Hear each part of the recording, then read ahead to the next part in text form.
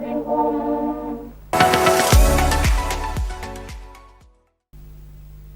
in Kapenguria, where today the national colors fly over independent Kenya, in 1953, Mzee Kenyatta and his comrades in arms were put on trial by the colonial government. It was a judicial farce, and Mzee Kenyatta stated in court, "This case has been arranged to strangle the Kenyan African Union, the only political organization which fights for the rights of the African people." And he said, "What we have done, and what we shall continue to do, is to demand the rights of the African people. Our land was taken away. We were subjected to humiliation. We shall not accept that, whether we are in jail or out of it. I am not asking for mercy at all. We are asking that justice may be done and that the injustices that exist may be righted."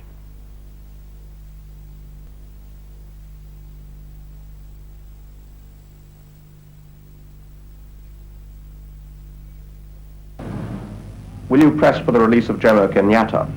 Certainly, yes. How?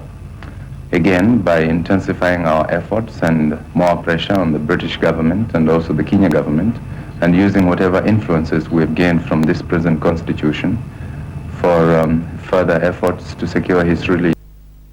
Under popular pressure, the colonial government finally had to release Jomo Kenyatta, and at his first press conference he stated, "My leadership has not been to darkness and death, but to light and prosperity."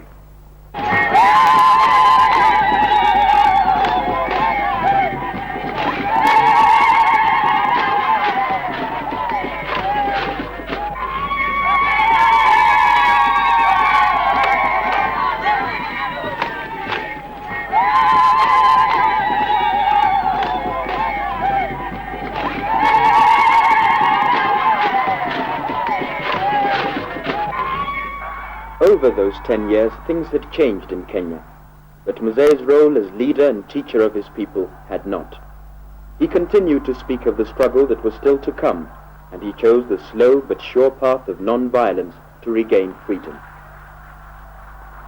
Mzee Kenyatta urged his people, "When Uhuru comes, do not expect blessings to fall like manna from heaven. If you work hard, Uhuru will mean something to you, but if you are lazy, it will mean nothing." He appealed for calm and unity. "In the past we have known racial hatred in this country. Let it be forgotten. Rather, let us build together in unity. We must work harder to fight our enemies, ignorance, sickness, and poverty." For 4 decades, Mzee Kenyatta has worked for unity among African nations, and through his efforts, Kenya has gained the support of all Africa.